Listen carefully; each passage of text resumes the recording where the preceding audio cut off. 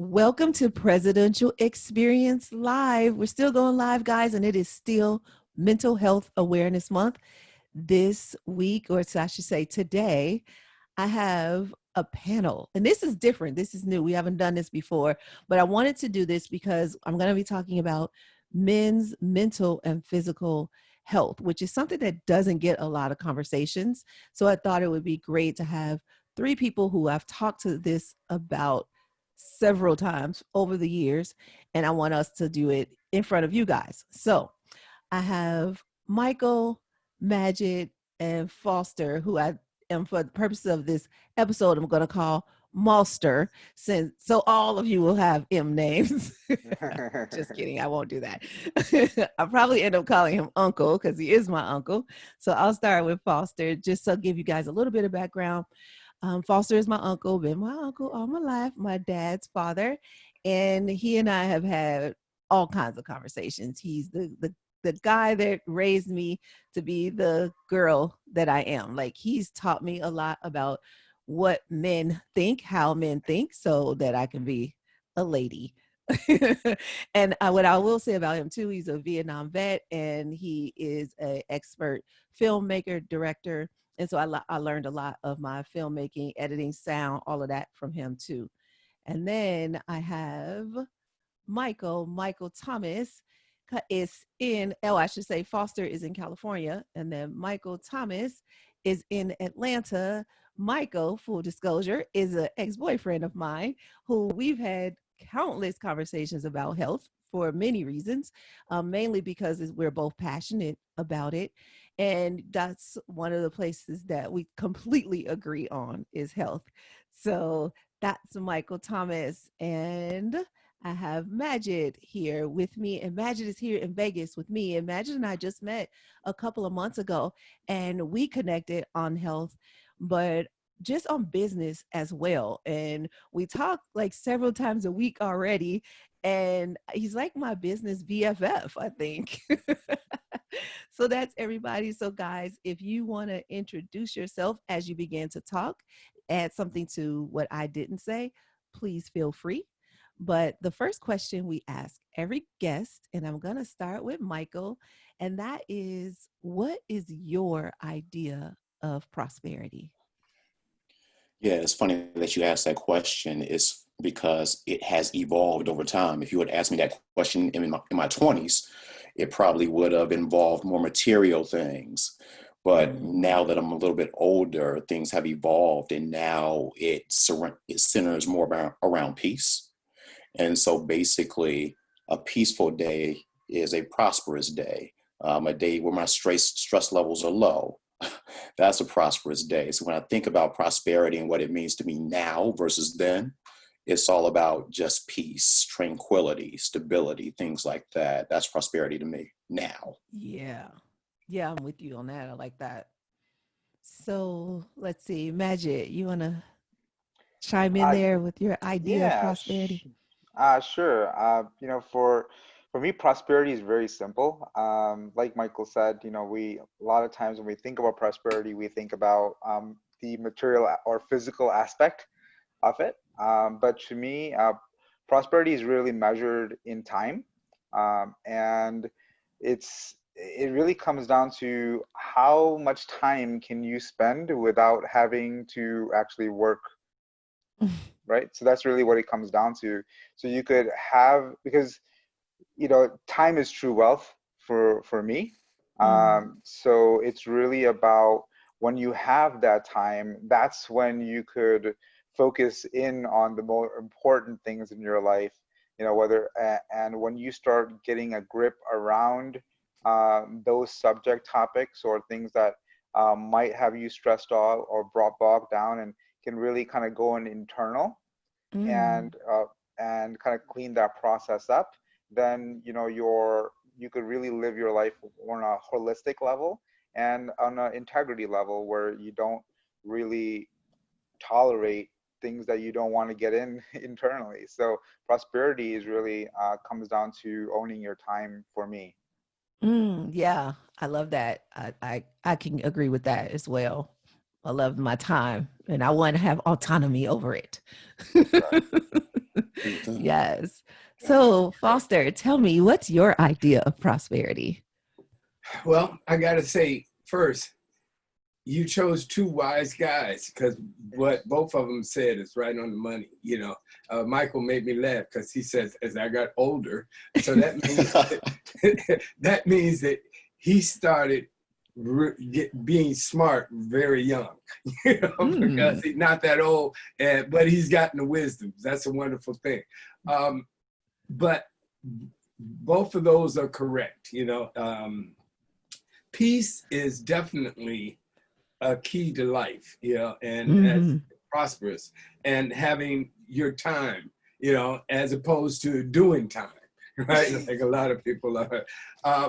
But for me, at this point in life, and God, Allah, Jehovah, Buddha, whoever, has been very good to me. I've been blessed and fortunate. And at this point, I think that prosperity and having made a lot of money and spent a lot of money and had a lot of friends with money and different things and seen a lot of life, health is the number one thing with prosperity, because I know 1 or 2 millionaires in wheelchairs, and I know 1 or 2 people who have money who are not happy because they don't have that family connection. You know, if you made so much money and the money made everybody in your family hate you, what good is that? You know, so I look at prosperity, and I started not just being at the age I am at 67 now, but probably 25 years ago. My whole, I guess, prosperity is, first thing, wake up in the morning, you catch that first breath. When your eyes open, you're still here. The second is you can get out of the bed on your own without anybody helping you, without having to call somebody or ring a bell or wait for somebody. After that, it's all good. I'm a wealthy man, you know, regardless of how much money I got in the bank, how much I don't. As long as you can get out of the bed on your own, your kids, family, immediate family, everybody's good. You got a roof. It doesn't matter what's in the icebox, you can fix that. But health, so I guess between what the three of us said, I think that kind of wraps it up. It's your time, and it's, you know, peace. You're being at peace with the world, with the universe, with yourself, and having great health. Yeah. And in our program, that's exactly what we teach. You know, it's that everybody has a dollar amount that they like to make. And then there's that health, that well-being that you want to have, and love. You want to have love around you. And that really wraps up like you said, what the three of you all said, that puts the whole idea of prosperity in perspective. Because what I find is that prosperity means different things to different people, and it plays out differently. But what I know for sure is that if you're ill, whether it's mentally or physically ill, it does not matter. Nothing else matters unless you can be healthy. So that brings me to kind of like the first part of our conversation, because we're talking about men's mental and physical health. It is Mental Health Awareness Month, but I know that our physical health affects our mental health and vice versa. So I want to talk about both. But talk to me about, what is, when you think about your health, what is the 1 or 2 things that you do on a regular basis to maintain good mental health? And I will start with the mental first. It Who doesn't you matter. Talking to? All three of you guys. So whoever Okay. whoever chimes All in right. first. Well, I'll go. The and again, I feel like the old man in the in the circle, but I'll just take. It took me a while, guys, to get used to the young guys, because I work in entertainment and a lot of music videos and stuff, and the young boys be saying OG, and that used to make me mad, I'll be honest. but I came to grips with it. Yeah, you've been here, so that's a blessing. But The mental aspects, and again, at my age, it's different. Michael said it. Peace is the thing. Mentally, you have to kind of be at peace, just like financially. But, and you said, Kiné, that I'm a Vietnam vet, and I forged my birth certificate at 15 to go to Vietnam, to get away from the street gangs on the south side of Chicago. Kiné knows. That is where my mental health really started. And because I was literally going crazy, going to Catholic school during the day and being an altar boy on the Sunday and having to do street gang in the evenings and on the weekend and that whole insanity. And going to Vietnam changed my perspective in terms of, it made me grow up and be a man at 15, and I saw death, and so I became like instead of sinking like a lot of guys were doing in Vietnam, and then as we came back, I used it. It affected me, but I didn't let myself live in it, because mentally you can't go to Vietnam and not be fucked up. And sorry about my French, but that's okay. Take that out, Kiné. Hey, we're all grown. Yeah, you can't be in a situation like that without it affecting you. So it was people who were in denial or people who went to the other extreme.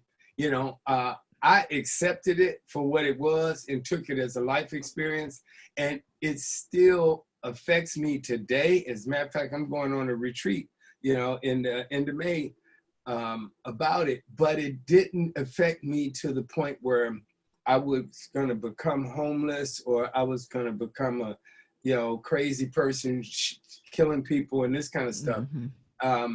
It affected me, and then being a Black man too. It's a whole nother kind of a thing, Oh, yeah. So mental health is not easy. I would say that. Mental health is not for the weak at heart, for the weak in mind, So, and I don't even know what I'm saying, but bottom line is you have to, we're all going to have bad stuff happen in our lives, but you can't live there. You can't stay there. You have to take it, make it is part of you, but you draw the strength from it and work on the rest, work on the bad part, because it's going to stay there. It's going to be part of it. But you just know that's a work in progress. But you have to, there's a saying, what is it? It's not where you come from, it's where you're going. You have to live with the journey in mind, where you're going. Yeah, I like that. And you said you have to let it give you strength, because for many people, it's what takes them out. But you're saying let it fuel you. Yeah, I like that. Michael, you want to chime in on you? Yeah, sure. It's funny we're talking about mental and physical health because to me they're so tied together. And when you talk about a couple things, I don't know if I have a couple, but one thing that I like to do constantly throughout the day or whatever is just take an inventory of how I'm doing. And what kind of led me to do that was I was getting a physical done, and they checked my blood pressure and they said it's a little high, not exceptionally or anything like that. But what they had me do was just take some slow, deep breaths, and they tested it again and it was normal. And so we had a conversation about that and what that meant. And it just,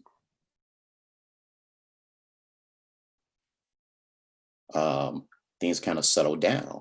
Because what tends to happen is as we get kind of like deep into our day or whatever we're going through, sometimes we forget the simplest things. And one of those simplest things is just to breathe. So when I think about mental health and how it ties to physical, and the things that I do is to just constantly take an inventory of how I'm feeling. Am I stressed? I don't realize it. What's going on with me, if anything? And to take a step back, take a few breaths, check in with how I'm doing, and then move on from there. That's one thing that I try to do for mental health. And another thing is to compartmentalize everything.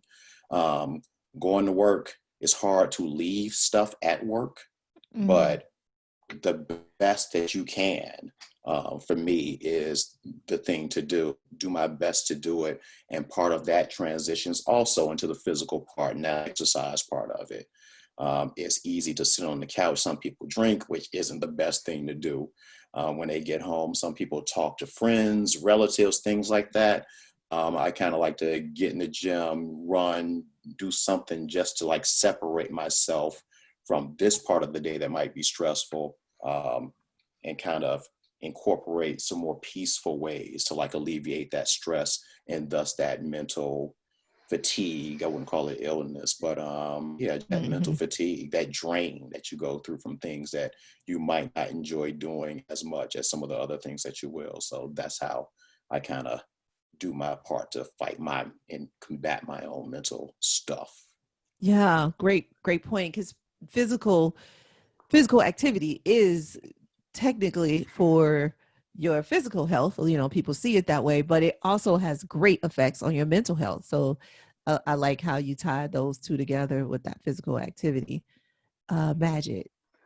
Uh, Well, first of all, I would like to thank Foster for your service. Appreciate you, sir, and everything you've done for our country. I also am from Chicago. Just moved here to Vegas not too long ago, so very familiar. I grew up a bit on the north side, but then in the burbs. So I'm familiar with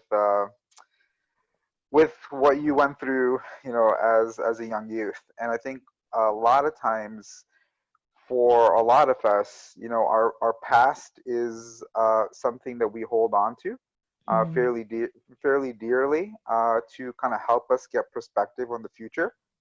Um, but when we also do that, it also limits us to our perspective because you now only have a very limited viewpoint of uh, of what's actually out there, right? Because it's based on whatever we've processed, whatever's come to us, our situation. But that's just one perspective out of many for that one point that might have had. So for me, mental health, like even like what Michael was talking about, it comes down to awareness. mm, Awareness is really key to for capacity. So I think it's not we don't have it's not about mental fatigue. It's about capacity. It's how mm, much capacity can you take on, and where's your limit? And I think the more labels and the more uh, things you're attached to, the less capacity that you have, right? So if you clear out the labels, if I said I'm Indian or a male or brown or this happened in my past or that, then those are all the capacity that's basically clouding my capacity. So if I mm, clear all that and then take a look at things for exactly what they are, not the things I'm creating about it, based on my perspective, and just see things as they are, then things become a lot more clear and I have a lot more capacity. And what I've noticed is that my pain or my frustration or fatigue does not come from the actual event that happened, but it's my attachment to yep. the outcome. So it's really about me saying, hey, I wanted this to happen and it went the other way. And that's really where my frustration comes in. Yep. So if I take a look at what happened and then just live it as it is and being present with it, not be in the past with it, not be in the future with it, just see things for exactly what they are, it just opens up a lot more capacity for me to be able to storyboard it all out in my head and then execute on what through clarity, right? So if I don't have clarity, I can't execute.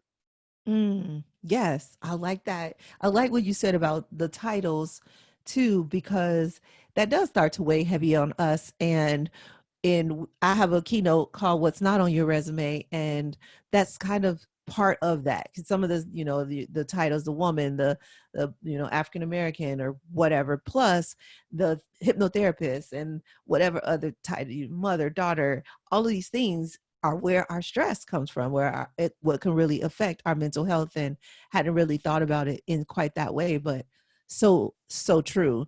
So then it kind of adding to that, I'm talking to a group of men about health, especially mental health. This doesn't happen that often. I alluded to that in the beginning, but I do it with you guys often.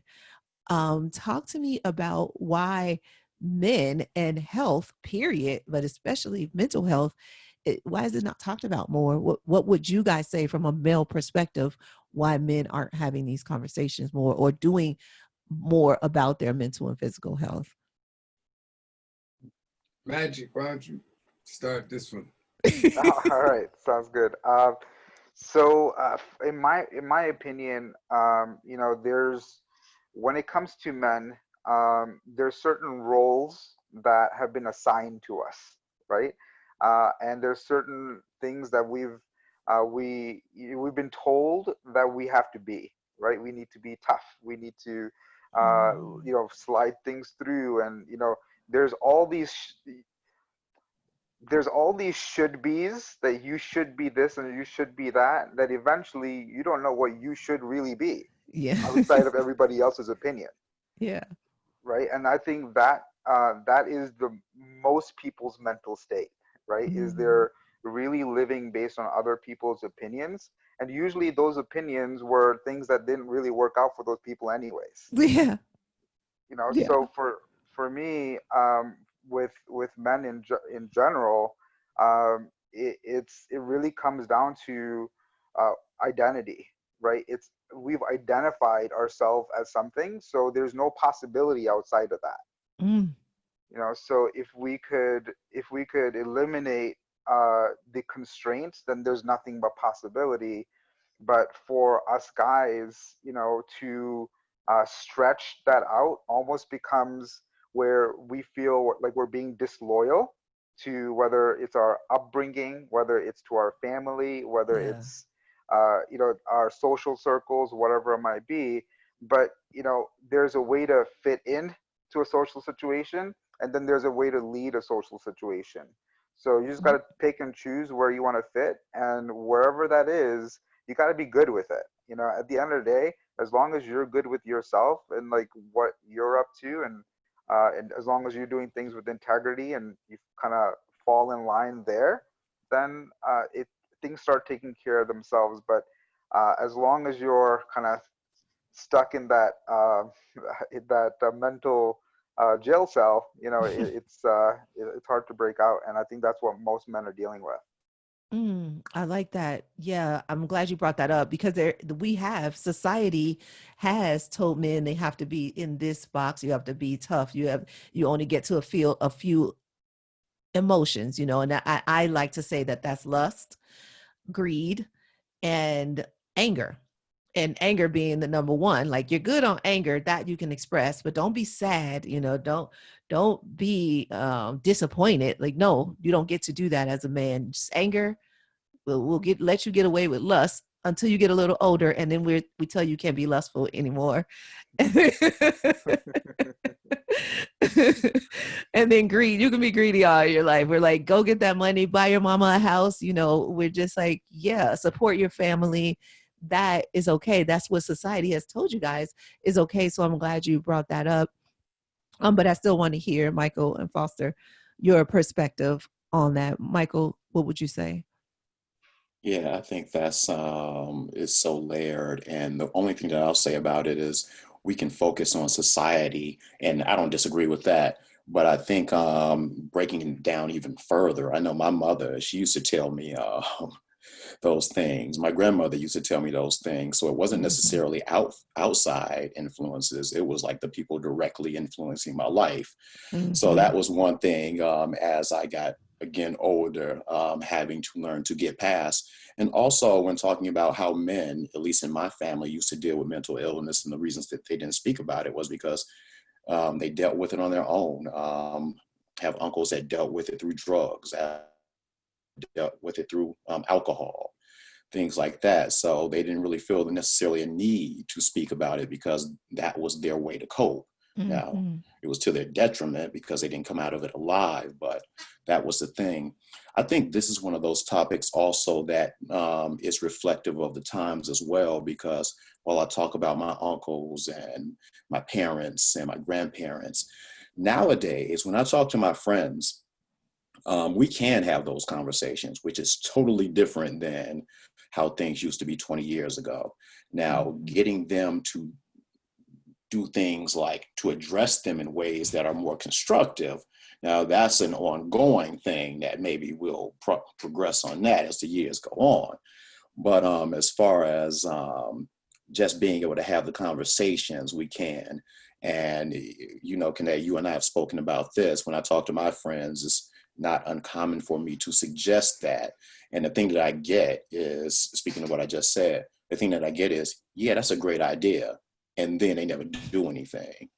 So it's all about progress, and the progress is moving way too slow, but at least the conversations are being had, even if there are no actions that are backing up those conversations. So we're getting there.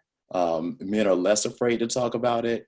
It's just they don't know how to deal with it. And it might be going back to societal pressures, since we don't have our parents influencing us as strongly as we did back then.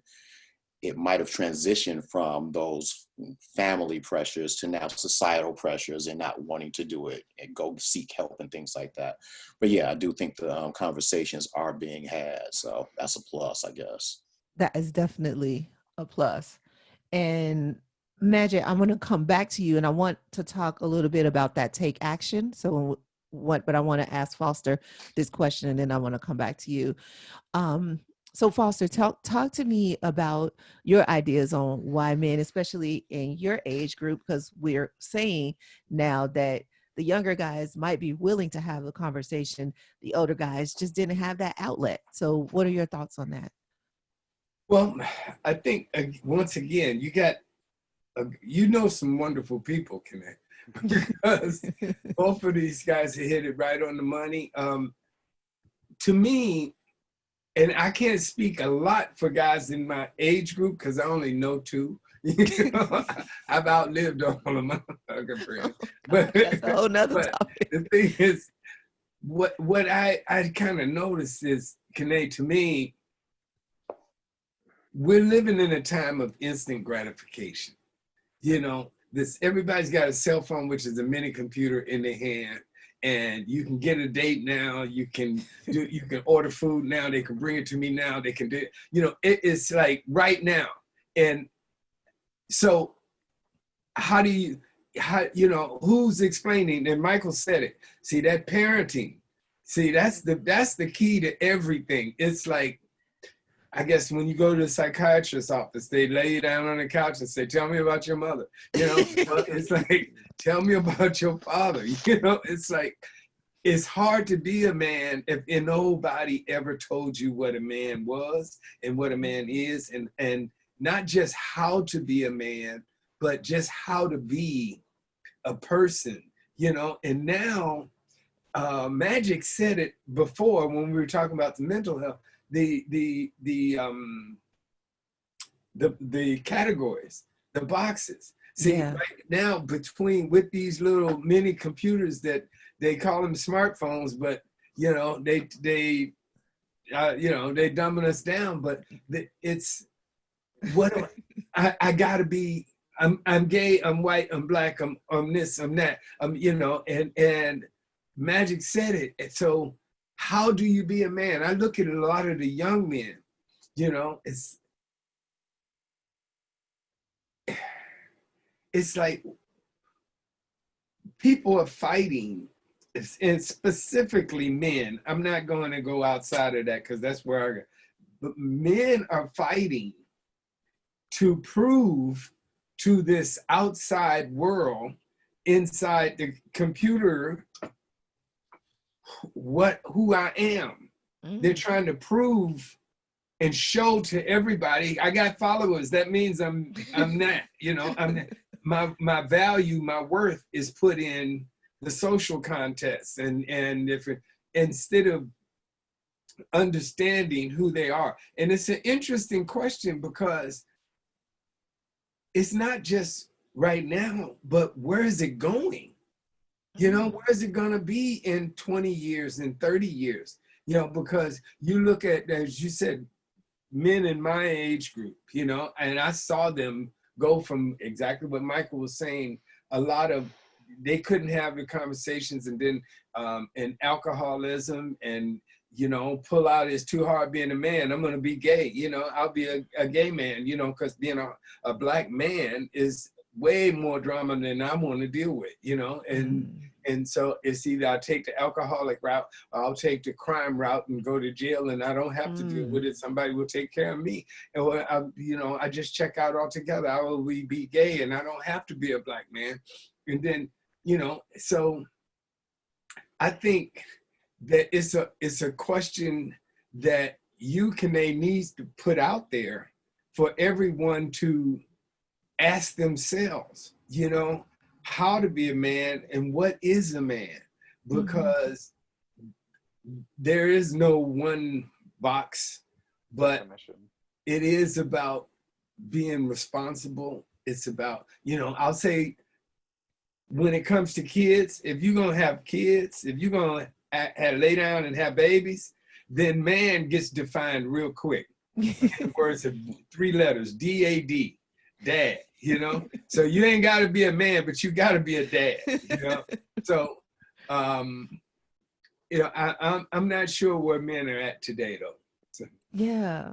And that's a That's great point, that title does begin to give you a different perspective, because if you go about life as a man or male, period, then there's some things that you can do or get away with that as a dad you may not get away with, or you might not feel in integrity by doing them.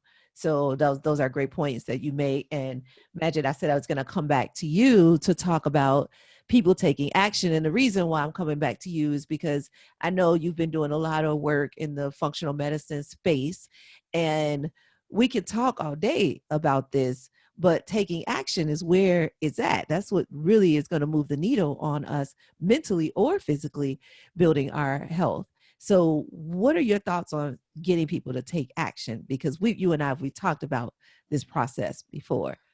Yeah, I think I think especially in the U.S., more than even the rest of the world, um, the things that are happening to us, whether they're mental conditions, physical conditions, are being responded to very unconsciously, right? So Mm, when we talk about mental health, like, my mom has fibromyalgia, right? So they told her she was crazy forever, right? Because of because all the different things, and that's just mental health.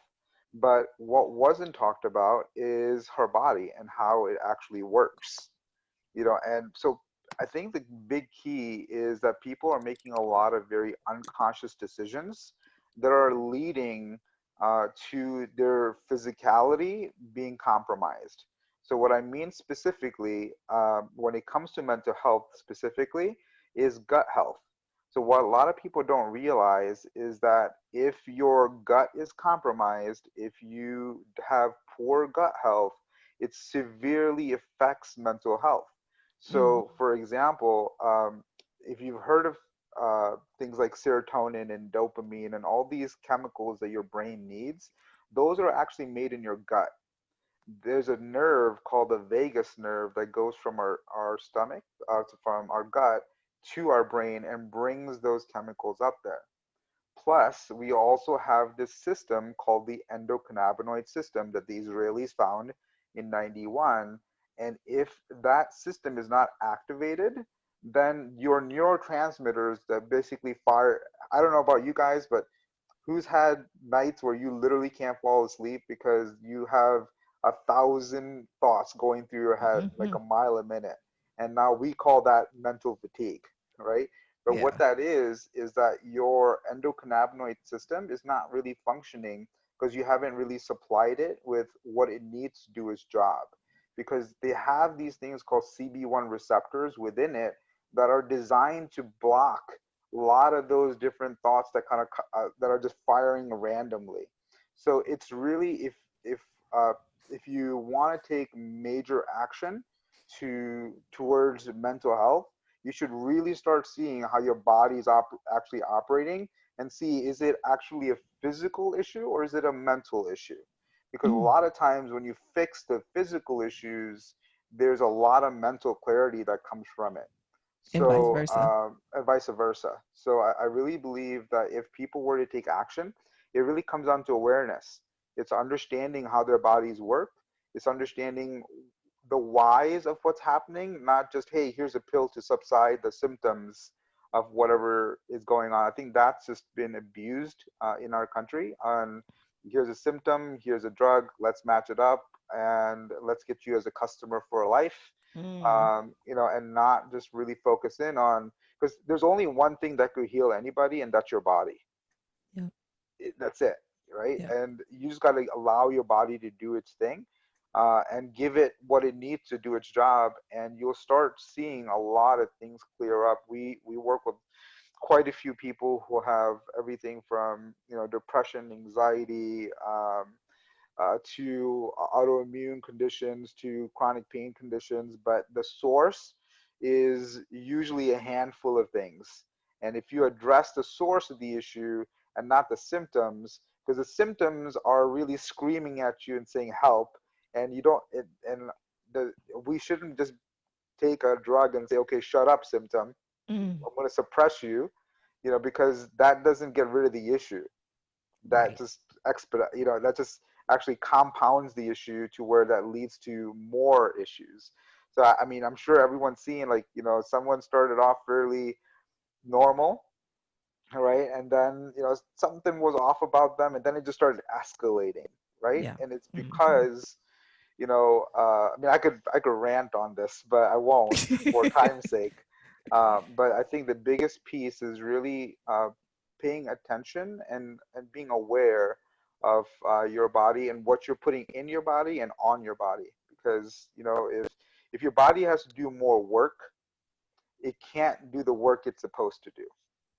Great point. I like where you're going with that.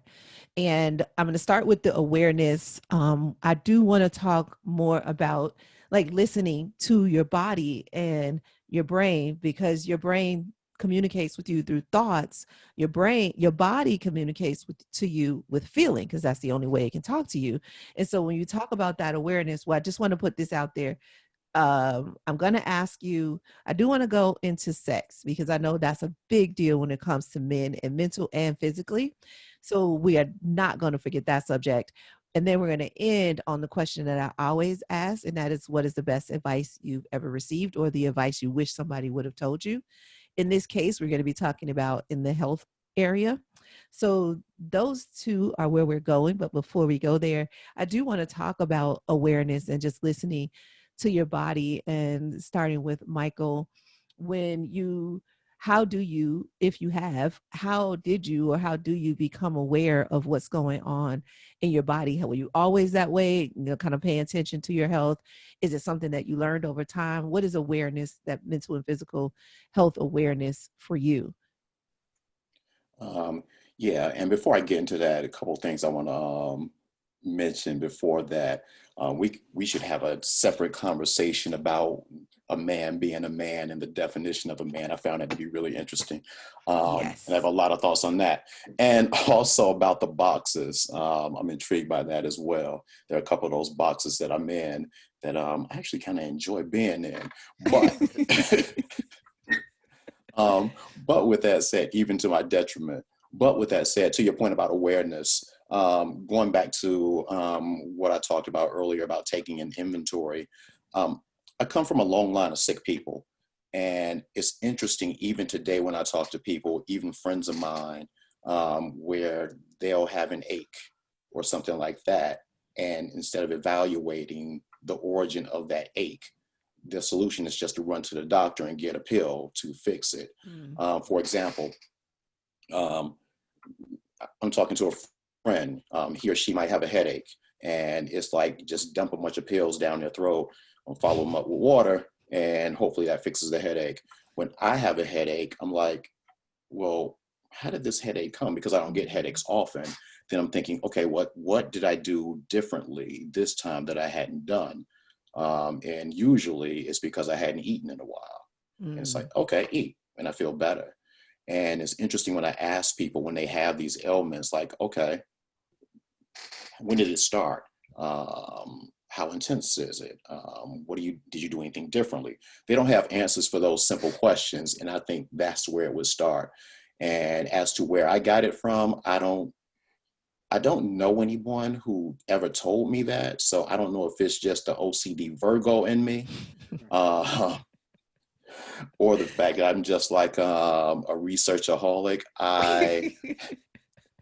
I just like to be in tune with how I feel, both good and bad. It's not something that I ever learned from someone specifically, but I have found that I can avoid a lot of things like medications, for example, speaking of Magic's point, just by taking that inventory and also not just waiting until it gets to it's like to level 10, Mm. but when it's at level 1, when you first feel something, address it then and start that process as opposed to waiting for it to be full blown, kind of like a cold. You know, when you start to get the sniffles, jump on that then. Yes. Start taking your echinacea or whatever you take, your natural herbs and things like that, as opposed to like waiting until you're like 5 days out of work and then you have to go back to the doctor. So Yes. yeah, it's just about, to the point, being aware and taking that inventory. Absolutely. Yeah. And just so you guys know, listening, we do have a group that we started, a private club for people who want to build their immune system. And if you want to know more about that, just check the show notes. There'll be a link there. But as we talk about awareness, Foster, talk to me about where does your awareness come from? Like, I mean, I'm in your family, so I know that we have both sides. We have people who are aware of health, we have people who are not. You know, your mother, my grandmother, was a nurse, and so in some ways that medical model was in our family, but then we also have the more herbal healthy side. So talk to me about your thoughts and your upbringing. Well, what my mom was just a cook, you know, so we ate everything, all of the porks and all of the, you know, you name it, it's Mississippi mama, you know.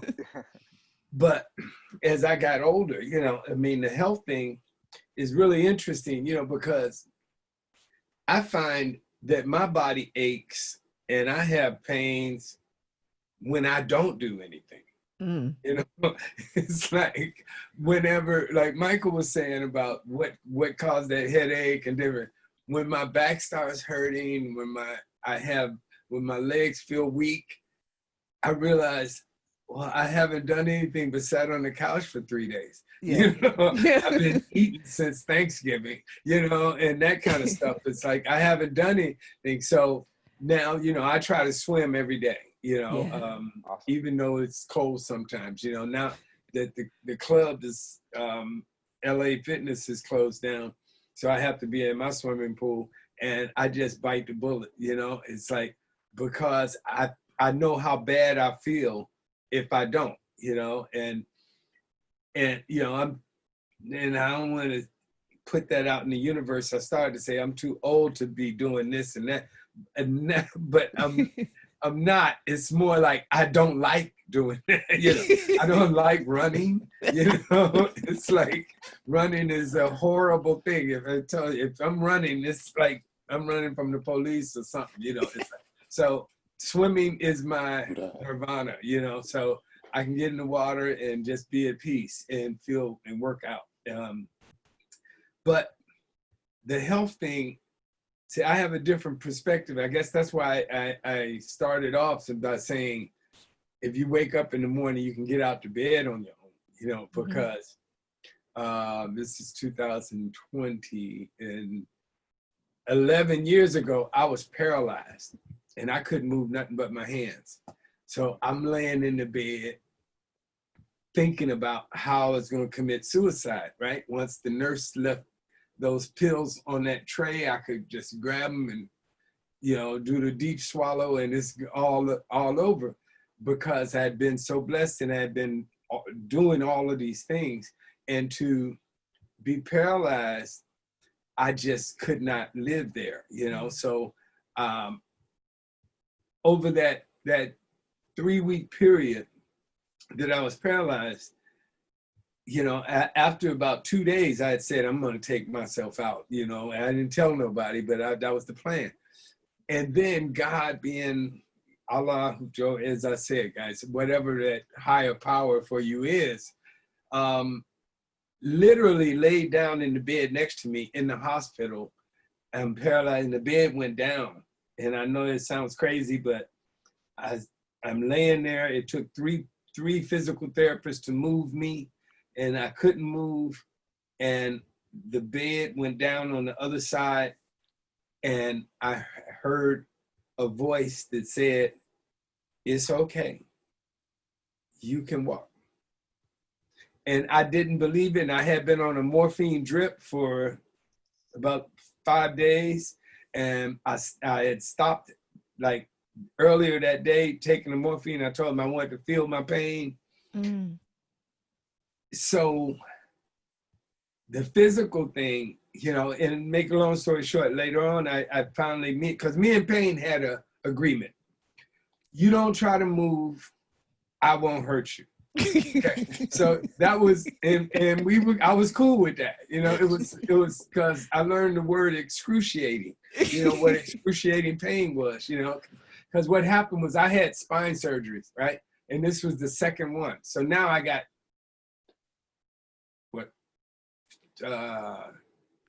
two rods and 6 screws, and I'm bionic, I'm cool. But then it was a nightmare. So anyway, physical health, I have another perspective, because once you've been in that situation where, it's like somebody that can't see, and then all of a sudden there's an operation and you can see. You don't want to stop looking at stuff, So I'm super cool. I'm so glad to be moving, and so health is very, very important. And I think if you don't move, then you have a problem. Yeah. From my perspective. That was good. Did either Michael or Magic want to chime in on? Because I saw a lot of head nodding, so I didn't want to move on. If you guys had something to say. Yeah, I'll say a couple things to that. One, I started nodding a lot when Foster talked about not moving. And the simplest example, I remember one time I hurt my shoulder playing tennis, and it just wouldn't get better, wouldn't get better. And then I just figured, okay, I'm just going to like basically do the equivalent of putting it in a sling and just not do anything and just wait for it to get better. And while I thought that was the thing to do, that actually made it worse. It made the ball in my shoulder tighten up to the point where I couldn't move it at all. And so when I finally did go to the doctor about it, they said that was the problem. And they thought that I might have to have surgery to untangle everything that had been tightened up as a result of me not moving when I should have been moving it more and more. So that's what I thought of when Foster said that. But also when talking about paralysis, Kiné, as you know, that's something that's really close to me. My dad was paralyzed, quadriplegic, for the last maybe 10 years of his life. So a lot of those things those feelings that you spoke about are things that I can relate to, fortunately, from a secondhand nature, but still, unfortunately, because that was my dad going through that at that time until he passed eventually. So it does give you a different perspective, even though it wasn't me that it happened to, just being around him and just seeing him suffer. And this was a strong man. This was a man that boxed golden gloves. He was a man's man, as people would say. And so seeing him broken down and see him atrophy and see all his weight drop off and things like that, it definitely makes me appreciate physical health. And subconsciously, going back to the last question about being aware and where I got it from, subconsciously, that probably plays a part into it. I just didn't realize it until we were having this conversation. But yeah, that's what I had to say about that. That's what I love about conversation. Oh, aha moments. Magic, were you going to say something? Yeah, Foster, I love your story. One of the things that I do some talks at we've done them at nursing homes, different older communities, and one of the things I start my talk with is that age is not a disease. It really isn't, and we need to stop thinking of it as that. I mean, there's people who live up to 120 years old, without tons of medical intervention. And it's just really about, as we said, awareness and even understanding what pain is, and why it occurs. I mean, understanding inflammation and how it occurs and why it occurs, and how to basically, all that's happened is that there's certain building blocks internally that have started ebbing away, right? And you haven't filled those building blocks back up with what's actually needed for your body. So it continues to atrophy, or it continues to start, the, not saying you can reverse aging, but what you can do is treat your body well enough. And I think, if people started researching functional medicine, and if you aren't familiar with that, you should look into it at least. If you want a good resource, there's a great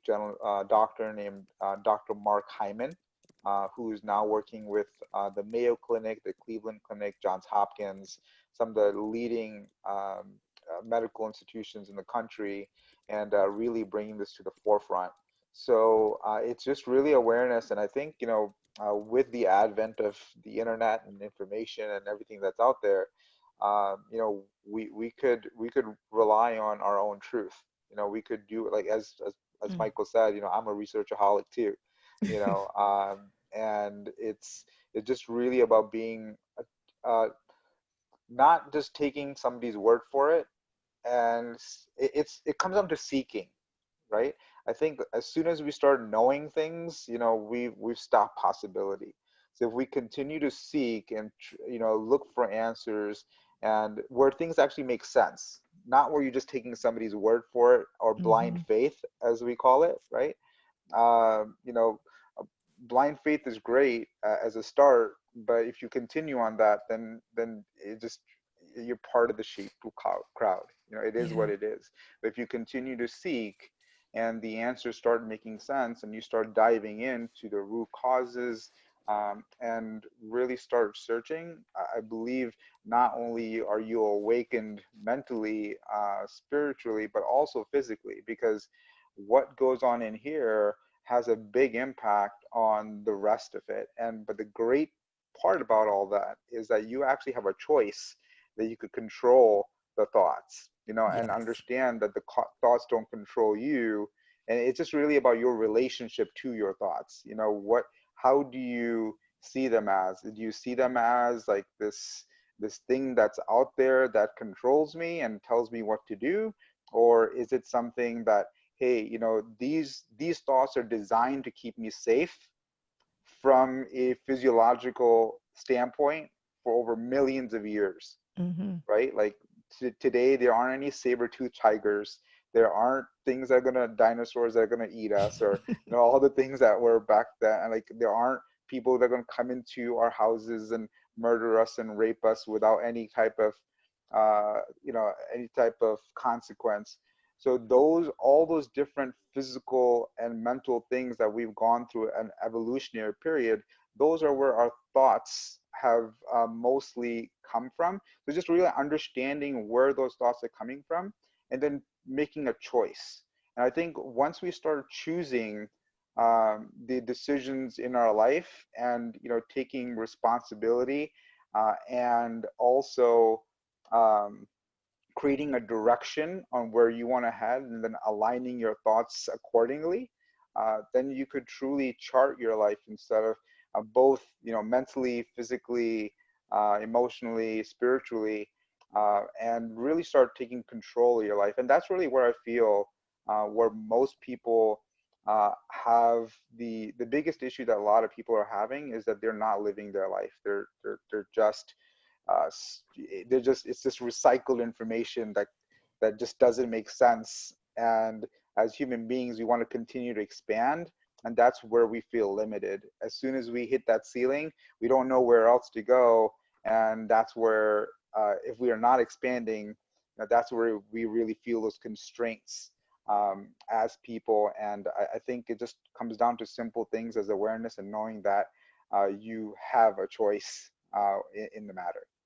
Yes, I like a lot of that, what you said, and the controlling your thoughts. We have a program called Control the Controllable, and thoughts are one of those things. You control you. But I really also like this idea of expanding, just continue to expand, be a learn it all, not a know it all, because that's a human condition, that whole like getting stuck and stopping. Because if you think about it, like I always like to talk about like how a tree is planted and you can build a house or you can build a concrete wall or whatever. That tree don't care about your concrete wall. It is growing past that wall. It's going to break that wall up into pieces with the roots, and you're going to be so mad. It's going to be in your pipes. Tree don't care. Tree is like, I'm expanding. That's on you that you decided to put your house right here. and and humans, we can learn from nature a lot more, because we do get stuck and we do let society or other people tell us where our limits are. Oh, I guess this is as far as I can go because I'm a Black woman. Or, oh, this is as far as I can go because I'm only 5'2". 5'2" people don't do this. Whatever the like titles or limits that people put on us, you just bust through those like a tree. So for everybody that listened this long, we're going to switch to a subject that I know we all want to talk about, and that is sex. Especially men love to talk about sex. So I worked in a barbershop for many years, and one of the subjects that always came up every day without fail, if men are in the room somehow, I don't know how it happens, but we talk about sex. Now, I want to talk about sex in relation to health, because mentally, that mental health can affect your ability to have sex. Physically, that ability to have sex. Taking medication can affect your ability to have sex. And I know that no man, I don't care if he's 99 years old, he wants to be able to say, even if he don't have a woman, that he could have sex if Beyonce walked up and was ready to give it up. Right. So I don't even know exactly where to go with this conversation, especially since we don't have a lot of time left. But what I will say is what I just said. It's a power that men always want to have, but it seems so fleeting and it's easy to be taken away from you, whether it's medication or your stress or whatever it is. And society has decided that it really wants to take it away from you because it wants to make you wrong for even wanting sex. So talk to me a little bit about, and this is in general, not specifically to you, but what is it that men are up against right now when it comes to wanting to have that power for the rest of your life, but feeling like it's being taken away from you? Who's going to be the brave soul I to mean, start off? I'm married, so somebody else should probably be talking. You should be the one talking, of course. You. But you got plenty of experience. Yeah, yeah. So we'll Oh, talk about give him a chance to experience. think about it. Michael, go ahead. No, Foster, you Um, got plenty of experience. right, more than me. Go Music ahead. industry. Foster, no, I know some stories. So Yeah. Well, okay. If I'm gonna start, I'll say this.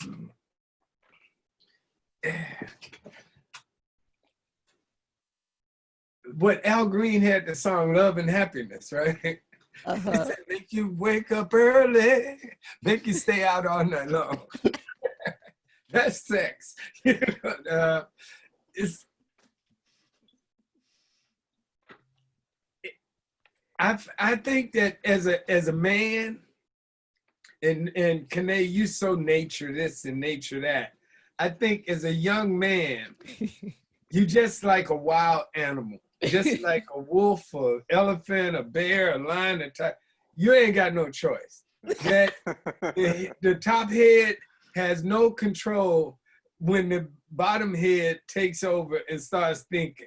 There's no rationale. All you want to do is it wet? Is it hot? Is it? That's it, and many of men's lives have been ruined by letting that bottom head do all the thinking, and it's one of God's most wonderful creations. It's the best thing, right there at the top of everything. And again, to see that it evolve, the act is still the same, but over the years, just sexuality, sexuality just being able to express. If you look from, and God bless his soul, he just passed away, but Little Richard, when he said he was ahead of his time musically, he was way ahead of his time in flamboyancy and being able to have the balls to be gay, not only when they hated black people, but they hated gay people. And he's gonna be in the South and all these other places, flamboyant gay, you know, but his sexuality couldn't be denied. He could not help it. It was just the little head and the big head, you know. And in contrast, I know you knew Rudy Ray Moore, and his was the opposite of that. Totally, Rudy. And I would have never guessed that Rudy Ray Moore was gay. No, nobody would. I mean, here it is. It's really, yeah. and so I think that today, again, that immediate gratification to see the kids, and again, they're much more freer, but it's a lot more pressure too, you know, because you have to decide at 9 and 10 years old if you're a boy or a girl, if you're gonna be, you know, tranny, if you're gonna be, that's that immediate gratification again. You know, it's the society we're living in where you don't get a chance to find out who you are and to develop, and then, you know, poor kids, and you guys survived it, but I feel so sorry for the kids coming up, because I felt sorry for you guys when AIDS hit, you know, because back in the day, the worst thing you had to worry about was gonorrhea, you know, and you go to the doctor and get a shot, you know, so it's like, and then in the 60s when the free love hit and women were burning their bras and birth control pills came and women would choose you, you know, hey, you, come on, you know, it was the whole different world there. But now, you know, you basically have to boil somebody before you can have sex with them, you know. Like, it just doesn't work, you know. Be terrified to, you know, go to a nightclub, and if, you know, but what? If you don't get corona, you're going to get HIV, or you're going to get syphilis, or the long list nowadays. The monster penis eating, flesh eating, you know, coochie disease or something, you know.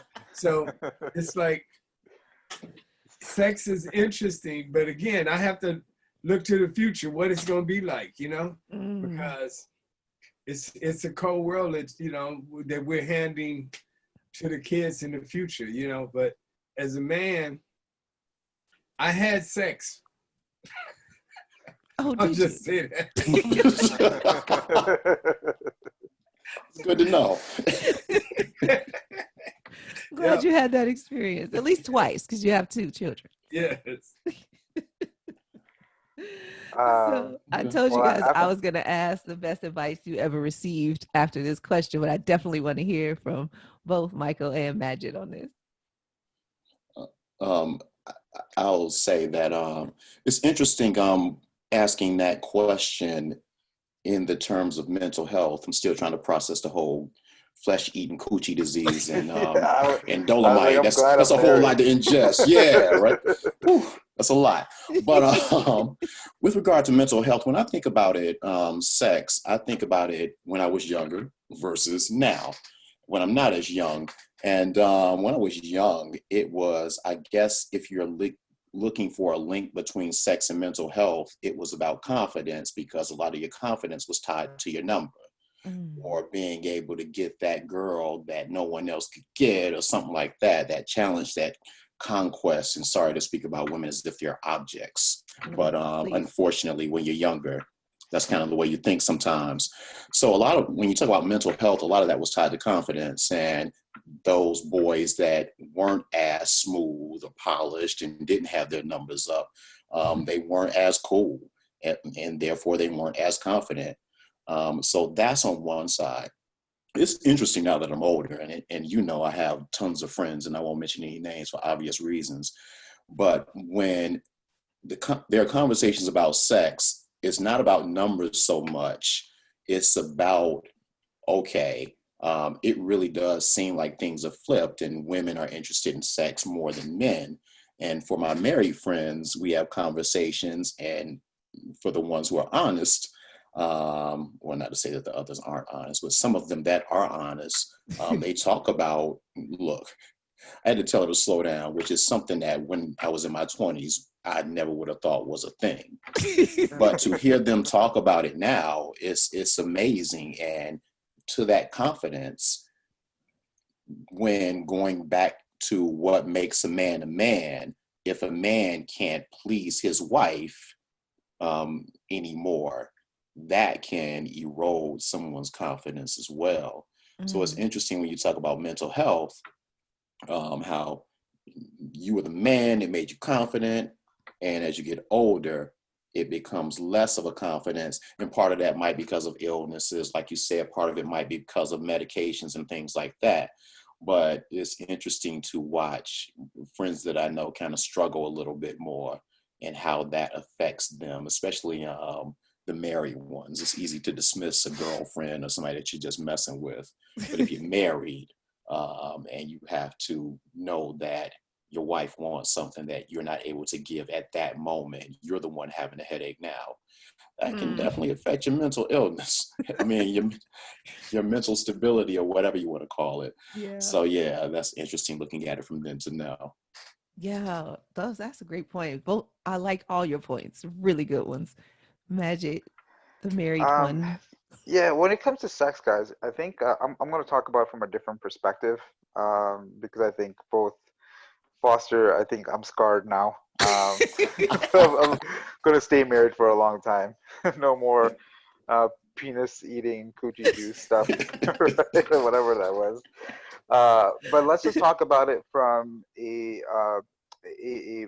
perspective more on the what it does to you internally, right? So when you have sex, there's certain we're a chemical factory inside, basically, Mm-hmm. right? So that you get these different bursts of like like when we have sex and we orgasm, we get really blissed out, right? Mm-hmm. That Mm-hmm. blissed out feeling are actually cannabinoids. They're anandamides and 2-AG. So those are cannabinoids that hit our system, and when we hit our system, it relaxes us. It does a lot of things for us.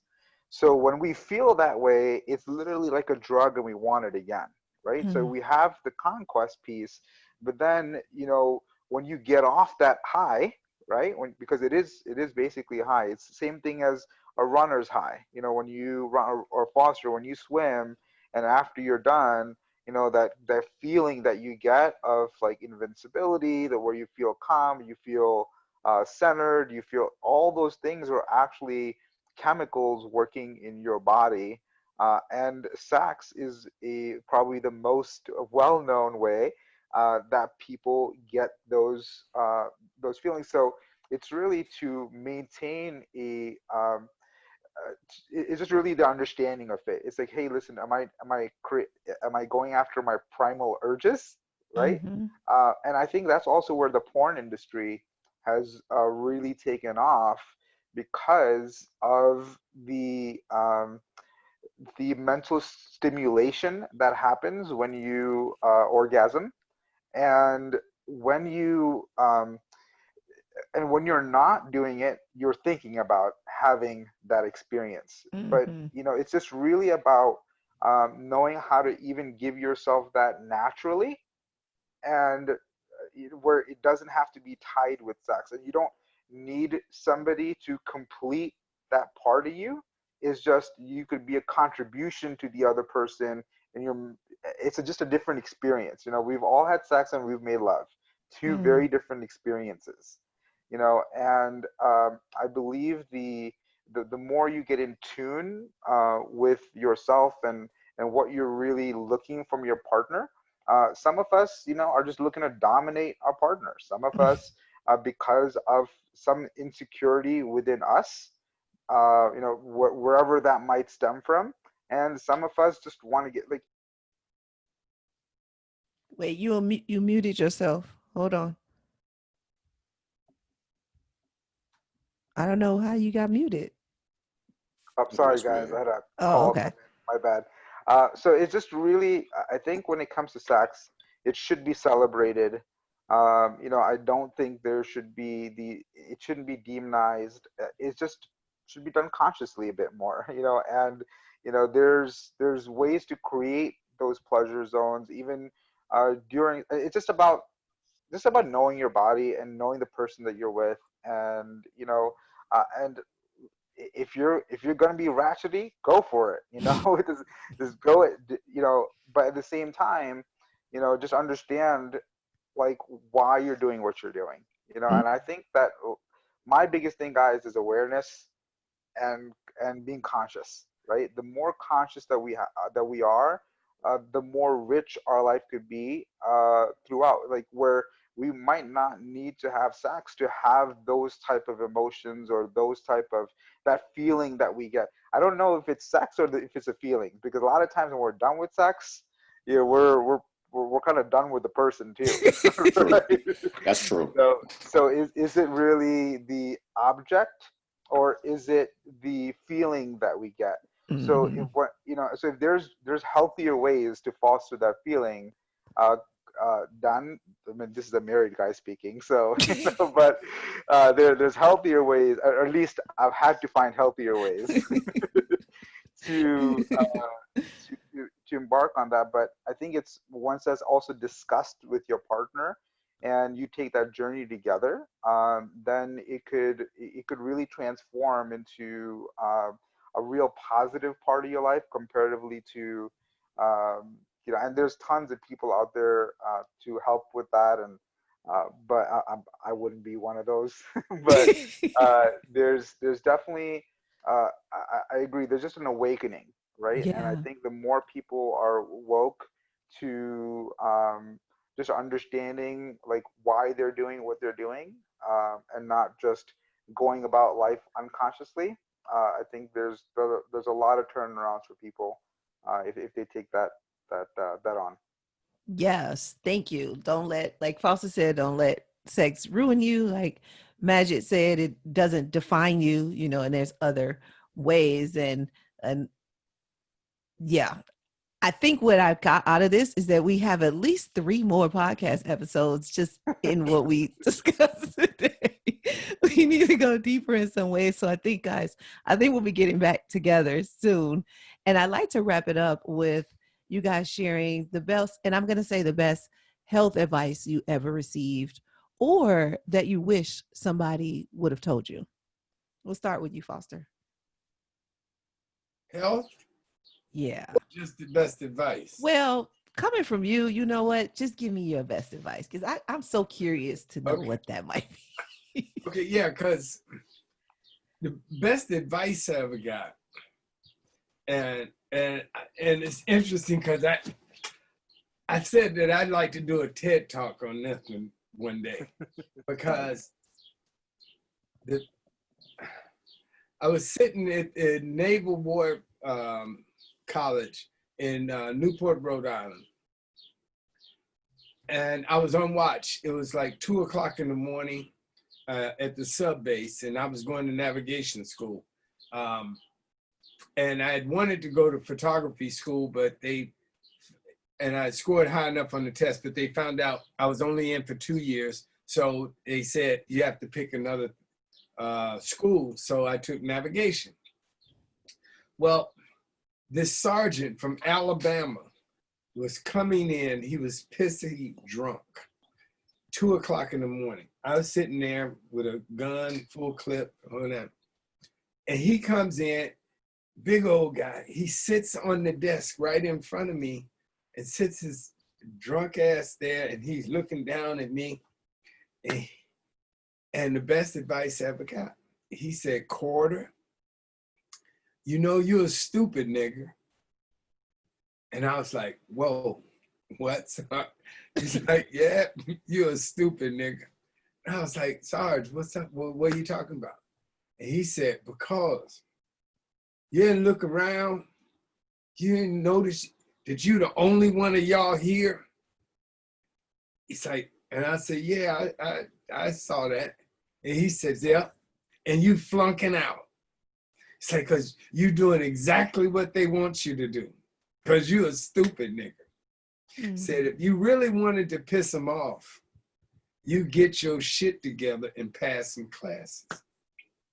Wow. And he got up off the desk. He stumbled on into the barracks, went to sleep. Next day, he didn't remember nothing. I was sitting there for a few minutes. I was pissed off. I was angry. I was like, I should shoot that hick. Right? I should have just blown him away. But then I thought about it. And I had came there, as I told you guys, I was 15. I forged my birth certificate to get away from street gang. I came to this school now. You got to understand, this is navigation school. I'm learning how to pilot ships, boats, aircraft, everything from aircraft carriers to river boats, where I was on in Vietnam and different stuff. I'm reading stars, the sextant. I learned to read weather and the clouds and all this stuff, right? I'm flunking out because I got this chip on my shoulder. I'm this little black dude from the south side of Chicago. I hate white people. I hate hunkies back then. Hunky, fuck them hunkies.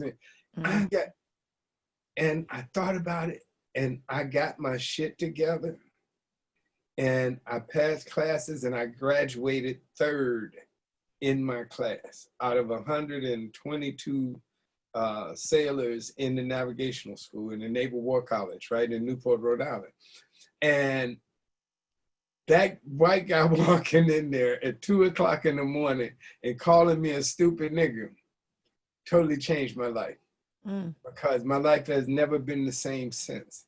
Because I got rid of that chip on my shoulder, and I became, is what Magic said, I got out of the box. I got out of my label.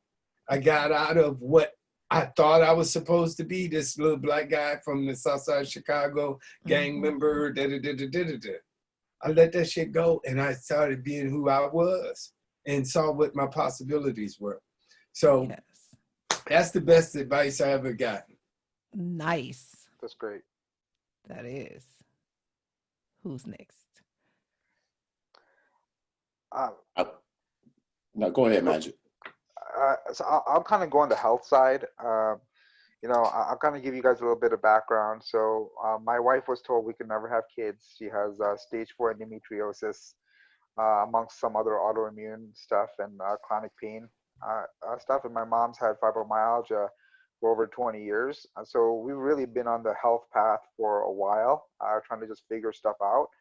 And I won't go keep it short, but I had a gentleman who I highly respect in the health space really bring it down to something very, very simple. And he said it all really comes down to absorption. Or is your body absorbing the food that you're giving it?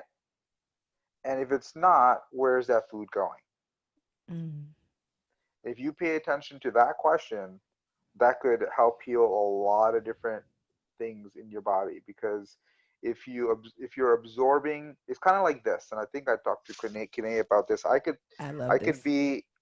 sit in front of the TV and probably smash like 2 or 3 bags of chips within an hour or two, like if it's a movie, right? But I couldn't eat a bag of apples, because when my body is done, when his body is nourished, it says stop. When my body is not nourished, it continues to ask, right? So if you understand absorption, and is your body really absorbing the nutrients that it needs, then it has a whole holistic impact. So that's the best health advice I ever got. Yeah, and that is so good. Thank you for that. And actually, even though it's about health, it's about life too. Like if you're not nourished, period, you are going to try to fill those voids. That's something we teach in our program. Yep. And so, Michael, take us home. Yeah. Okay. I guess I'll start with the best advice, which I found out later in life probably wasn't the best mental health advice. My dad used to always tell me that a day that I didn't learn something was a wasted day.